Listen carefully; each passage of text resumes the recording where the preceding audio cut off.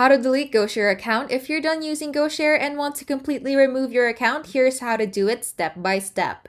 GoShare doesn't offer an in-app delete option, so you'll need to contact support directly to make it happen. Step 1. Open your email. Go to your email and start a new message to customerservice@goshare.company. In the message, request for your account to be permanently deleted.